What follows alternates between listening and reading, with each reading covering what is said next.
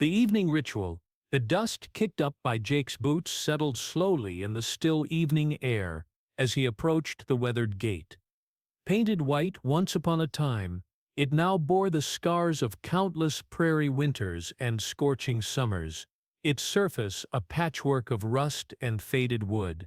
Beyond the gate, the small farmhouse sat like a sentinel against the darkening sky, its windows glowing amber with lamplight. Jake paused, his calloused hand resting on the gate's iron latch. 6 months now, he'd been making this stop. 6 months since Martha Henderson had become a widow, and 6 months since their unspoken ritual had begun.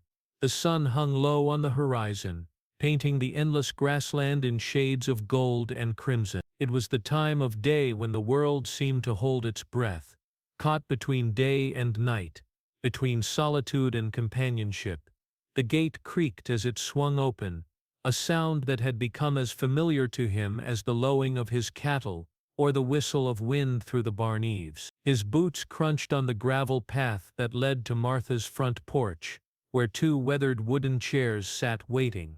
One bore the indentations of years of use, its armrests worn smooth by familiar hands. The other, newer and less weathered, had been dragged out from storage 6 months ago, and positioned with careful precision beside the first. Martha appeared in the doorway before he reached the steps, as if she'd been watching for him through the lace curtain. She was a small woman, made smaller by grief, but her spine remained straight and her gray eyes clear. In her hands she carried 2 steaming mugs of coffee, the rich aroma mixing with the evening air to create something that spoke of home and comfort. "Evening, Jake," she said, her voice carrying that particular cadence of folks who had lived their whole lives on the plains, where words were chosen carefully and meant what they said. "Evening, Martha," he replied, touching the brim of his hat. He settled into the newer chair, accepting the coffee with a nod of thanks. The mug warmed his hands, which still carried the chill of the early November air. For a while they sat in comfortable silence, watching the sun sink toward the horizon. This was how it always began, with coffee and quiet and the vast expanse of sky that seemed to swallow up all the troubles of the world. Jake had never been much for talking, and Martha had learned the value of silence in the months since Harold's passing. Together they had discovered that sometimes the most profound conversations happened without words. "Saw your cattle down by Miller's Creek today," Martha said eventually, breaking the silence with the ease of someone who knew that conversation, like coffee, was best when it came naturally. "Good grazing there this time of year," Jake replied. "Water's still running clear too." Martha nodded. She remembered when Harold used to graze their small herd in that same spot, back when they had cattle of their own. Those days seemed like a lifetime ago now, though it had only been 3 years since they'd sold the last of their stock. Harold's heart hadn't been what it used to be, and the work had become too much for a man in his 70s. "How many head you running now?" she asked. 150, Jake said, taking a careful sip of his coffee. It was strong and black, the way he preferred it, with just a hint of something that might have been cinnamon. Martha had a way with coffee that reminded him of his grandmother, though he'd never told her so. Words like that didn't come easy to a man who'd spent most of his 45 years talking more to cattle than to people. Jake Sullivan had come to this part of Montana 15 years ago, purchasing the old Carpenter place when it went up for auction. He'd been running from something then, a failed marriage, a business that had crumbled in his hands, a life that had felt like it belonged to someone else. The ranch had been run down and neglected, its fences fallen and its pastures overgrown with weeds. But Jake had seen potential in the bones of the place, in its rolling hills and clear running streams. He'd spent his first years alone rebuilding fence lines and clearing pastures, learning the rhythms of the land and the cattle that would become his livelihood. The work had been hard but honest, the kind that left a man bone-tired and satisfied at the end of each day. Gradually the ranch had prospered under his patient care, though Jake himself remained something of a mystery to his neighbors. He was polite enough when their paths crossed at the feed store or the diner in town, but he didn't linger for conversation or accept invitations to church socials or community gatherings. He kept to himself, earning him a reputation as the loner rancher, though those who knew him best understood that his solitude was a choice rather than an affliction. Martha had known Jake by reputation long before they'd become friends. Harold had spoken of him occasionally, usually in the context of some good deed done quietly, a fence mended without fanfare, cattle returned to their proper pasture, help offered during calving season to neighbors who needed it. Jake Sullivan was the kind of man who showed his character through actions rather than words, Harold had said, and that was high praise coming from a man who'd been judging character for 78 years. The friendship between Martha and Jake had been born of necessity and circumstance. In the days following Harold's funeral, when well-meaning neighbors had finally returned to their own lives and Martha was left alone with her grief, Jake had appeared at her gate. He hadn't said much, just asked if there was anything that needed fixing around the place. Martha had pointed him toward a loose board on the front steps, and a gate that wouldn't latch properly. He'd returned the next day to finish the work, and the day after that to replace a broken window pane in the barn. Each evening he'd lingered a few minutes longer on the front porch, accepting a cup of coffee and sharing a brief word about the weather or the cattle. Gradually those few minutes had stretched into an hour, then longer, until it became an unspoken understanding between them that Jake would stop by at dusk and Martha would have coffee waiting. "Winter's coming early this year," Martha observed, pulling her shawl tighter around her shoulder. The air carried that particular bite that spoke of frost and the promise of snow in the weeks to come. "Almanac's calling for a hard one," Jake agreed. "Already moved the cattle to the lower pasture. Better shelter down there when the wind picks up." Martha remembered the winter Harold had done. It had been mild, with little snow and temperatures that rarely dropped below freezing. She'd been grateful for that small mercy, knowing that a harsh winter would have made everything harder. But now, facing her first winter entirely alone, she found herself wondering if she was ready for whatever the season might bring. As if reading her thoughts, Jake said quietly, "Got your wood stacked for the winter?" "Most of it," Martha replied. "Young Peterson boy's been helping me get the last of it split and stacked." "Good boy that one." Jake nodded.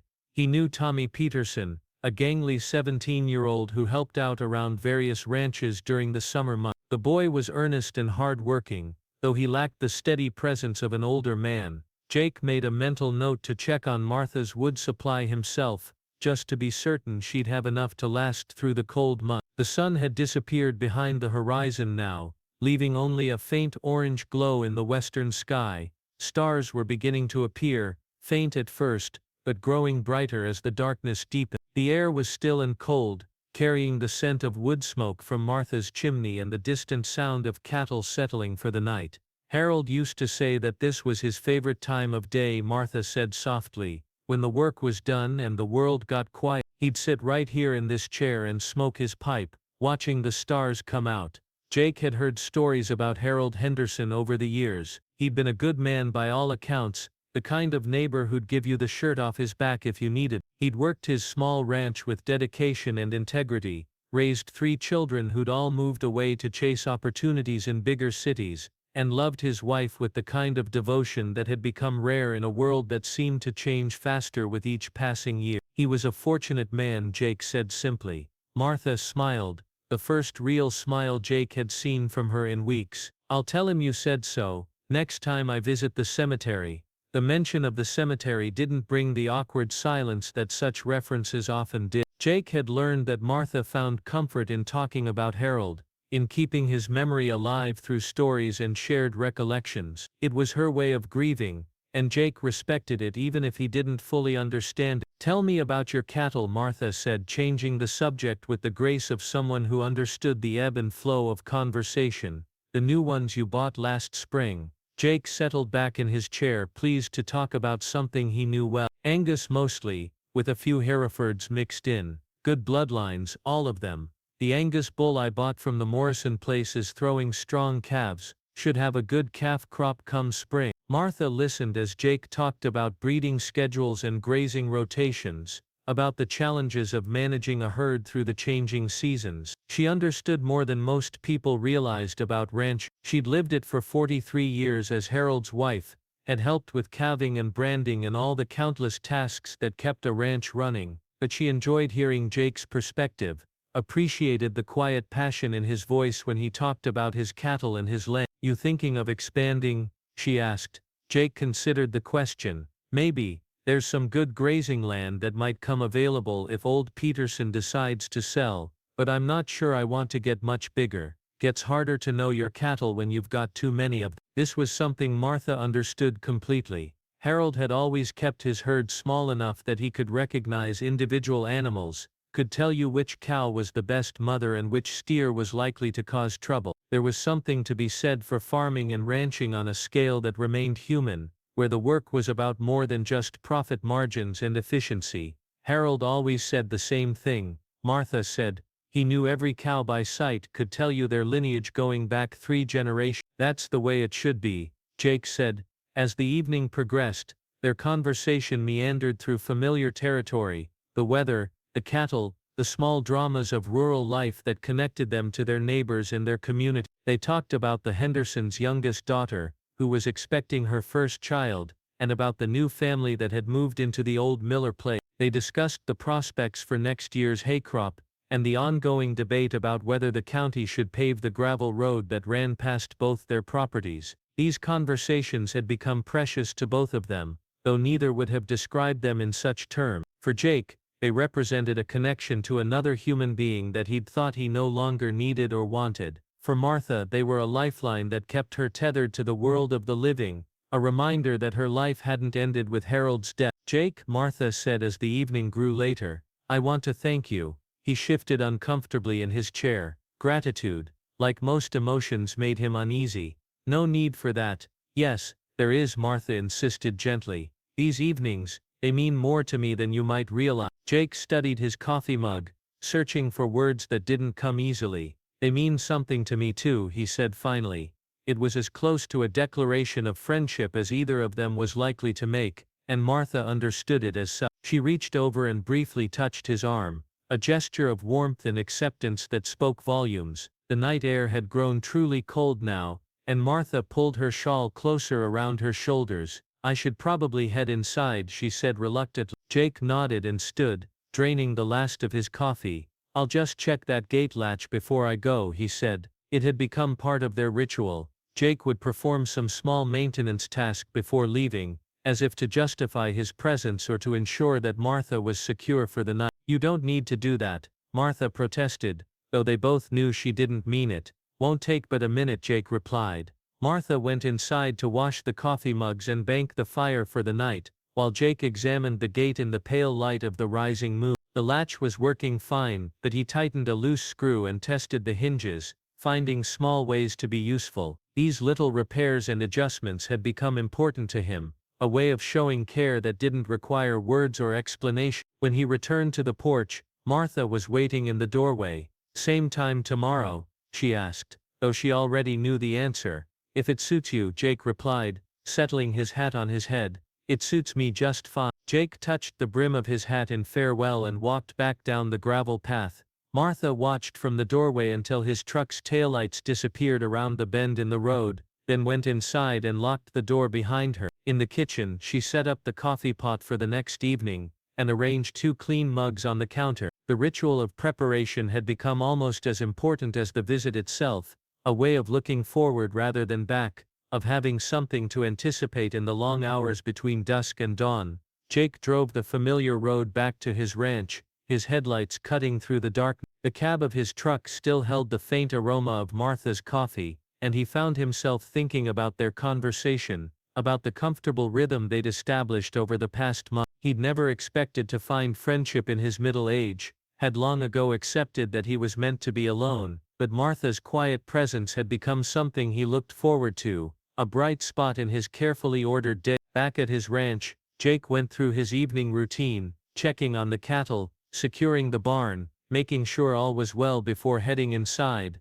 His house was sparse and functional, furnished with the basics and little else. He'd never felt the need for decoration or comfort beyond what was strictly necessary, but lately, he'd found himself noticing the emptiness, the silence that filled the rooms like a presence of its own. He made himself a simple dinner and ate it standing at the kitchen counter, looking out the window toward the direction of Martha's farm. He couldn't see her lights from here, but he knew they were there, knew she was probably settling in for the evening with a book or some mending, finding ways to fill the hours until sleep came. Tomorrow evening, he would stop by her gate again at dusk. Martha would have coffee waiting, and they would sit in their chairs and talk about cattle and weather and the small concerns of their rural world. It wasn't much perhaps, but it was enough. In a life that had often felt like a series of endings, the end of his marriage, the end of his old life, the approaching end of his working years, the evenings at Martha's gate represented something different. They were a beginning, small and tentative but real nonetheless. The next evening came with a light snow,